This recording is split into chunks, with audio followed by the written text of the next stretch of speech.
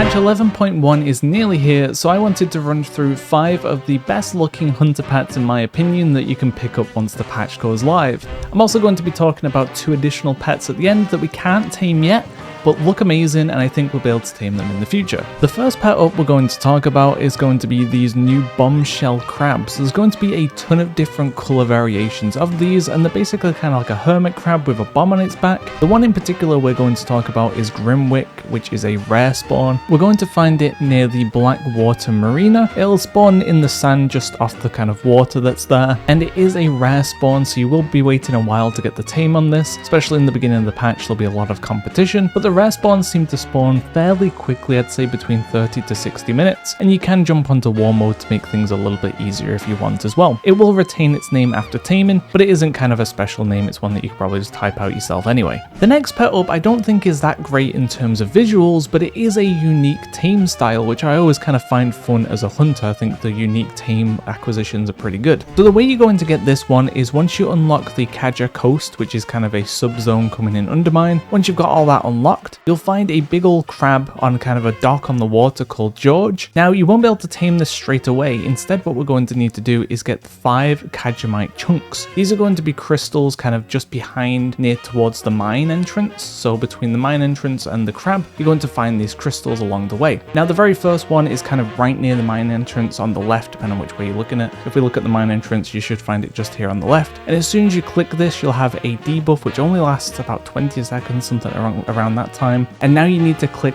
the rest of the 4 crystals and make it to George and tame it within that time period. Now the good news is these seem to have set spawn locations. They spawn basically instantly. You can click them again, so you're not having to wait for respawns on those. And once you click one as well, you will see them marked on your map. So what I'd recommend doing is following the route here where I start right near the mine. I come down to the crystal slightly on the right. We're going to loop around to the crystal on the left. And then we basically head straight towards George, and there'll be 2 crystals along the way here. You will want to make use of disengage and aspect of the cheetah, and if you're survival or you've got any other kind of mobility you can make use of, use like the harpoon to pull yourself to critters and things like that. Just try and get yourself there as fast as possible. The more difficult part is the final kind of run, where you click the final crystal and you have to make it all the way to George to be able to start taming him. So do make sure you've got your pet dismissed already, you've got tame already on your bar, so that once you reach it, you'll be able to start taming. Now if you mount up, the debuff will go away, so you're going to have to do this on your feet.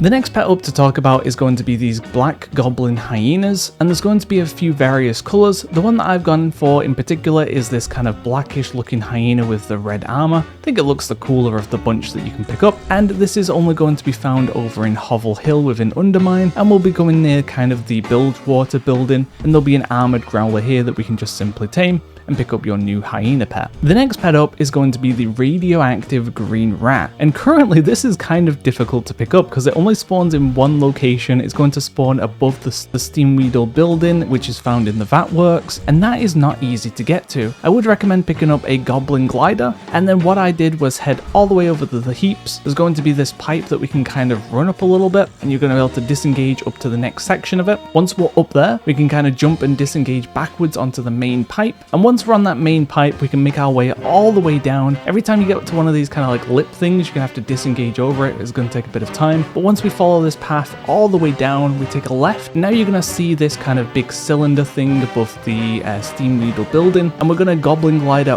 over to that, land on it, and now you'll see your radioactive green rat. What I would recommend doing is before you kind of get to this point, if you're not too sure where the rat is, just do a /target for radioactive, all one word, and you should be able to now see it. There are going to be other methods of getting to this. This was the only one I could kind of find that seemed reasonable, but if you have things that kind of launch you into the air, things like that where you can then use a glider or other shenanigans to get up there, then you'll probably get there a little bit easier. But currently, this is one of the methods you can take, and that will get you your hands on the rat. The final pet to talk about isn't actually in the Undermine, nor is it like a new pet model, but it is new to be able to be tamed, and this is Karkinus the Capsizer. This is going to be a pet we can find on the Forbidden Reach in the Dragonflight zones. We're going to head over to the Forbidden Reach, we're going to find it on the shore, and it's just this really big looking hermit crab that wields an anchor, and it will keep the anchor once you tame it as well, which is really good, and also it has that unique name that will stay once you tame it too. So I just think this is a really nice pet. It really stands out compared to basically all the other pets we've talked about, because it just has a big weapon, and that's something we don't see very often with hunters. hunter pets. Now I did mention there was 2 more for us to talk about, and those are going to be the 2 raid bosses. One of them is going to be the cybernetic gorilla, which is Torque, and the other one is going to be the mechanical devil saw, which is going to be Philando. And these are both from the same boss fight within the Undermine,